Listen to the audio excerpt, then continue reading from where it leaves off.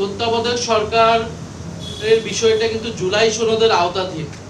সেই বিষয়ে ঐক্যমত কমিশনে আলোচনা হয়েছে তত্ত্বাবধায়ক সরকার কিভাবে গঠিত হবে এবং কোন প্রক্রিয়ায় গঠিত হবে, সেখানে নোট অফ ডিসেন্টের বিষয়টা আছে। ফলে তত্ত্বাবধায়ক সরকার জুলাই সনদে আসবে, গণভোটের পরে এই বিষয়ে আসলে চূড়ান্ত হওয়া সম্ভব। এর আগে তত্ত্বাবধায়ক সরকার যাওয়ার কোনো ধরনের আসলে সুযোগ নেই। ফলে এই কথা যদি বলে থাকে যারা, তাদের কোনো ধরনের দুরভিসন্ধি রয়েছে।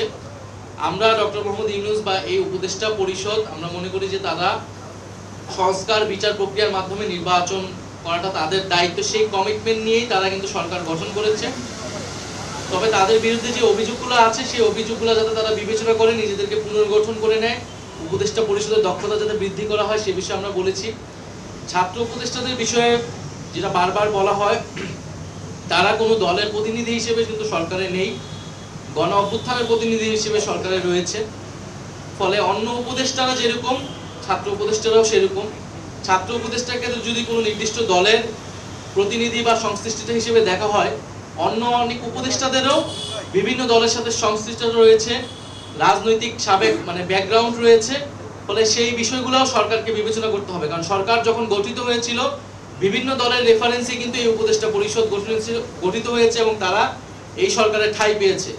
ফলে উপদেষ্টা পরিষদ পুনর্গঠন করতে হলে শুধু ছাত্র উপদেষ্টা নয়, অন্য যে উপদেষ্টাগুলো রয়েছে, আমরা প্রধান উপদেষ্টার কাছে সেই নামগুলো আমরা বলেছি যে কারা কারা কোন কোন দলের সাথে সংশ্লিষ্টতা রয়েছে বা প্রশাসনের ভাগ বাটোয়ারার সাথে জড়িত আছে। ফলে সার্বিকভাবে এটা বিবেচনা করতে হবে যে আমরা নিবন্ধন পাওয়া থেকে শুরু করে এবং জাতীয় লীগ নামে যে আরেকটা দলকে নিবন্ধন দেওয়া হলো এবং শাপলা প্রতীক নিয়ে আমাদের সাথে কিরকম আচরণ করা হচ্ছে এবং ইশরাক হোসেনের মামলায় নির্বাচন কমিশনের যে অবস্থান ছিল এবং নির্বাচন কমিশন যে নিয়োগ কোন আগের আইনে যে নিয়োগ হয়েছে, ফলে পুরা প্রসেসে নির্বাচন কমিশনের যেই কার্যক্রম এবং প্রশ্নবিদ্ধ হয়েছে যে সেই বিষয়টা আমরা তুলে ধরেছি।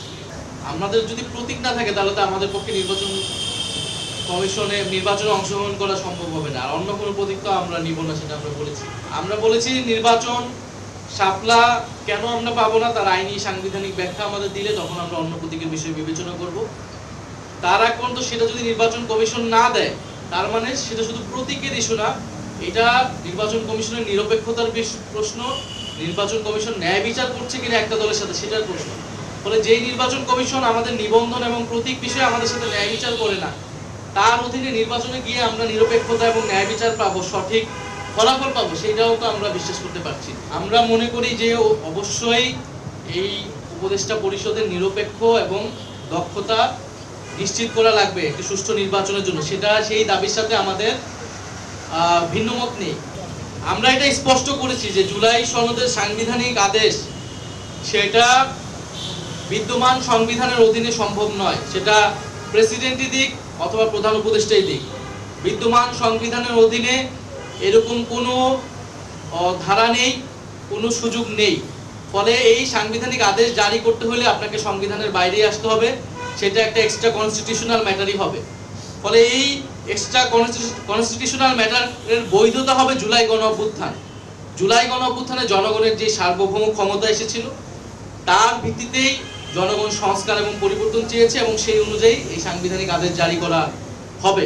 ফলে এই সাংবিধানিক আদেশ জারি করতে হলে প্রেসিডেন্ট চুপুর জুলাই গণ অভ্যুত্থানের কোনো বৈধতা নেই, বরং তার আগের আমলের ফ্যাসিস্ট আমলের নিয়োগকৃত রাষ্ট্রপতি তিনি। এই বৈধতা একমাত্র এই মুহূর্তে সরকারের ভিতরে ডক্টর মোহাম্মদ ইউনূসের আছেন।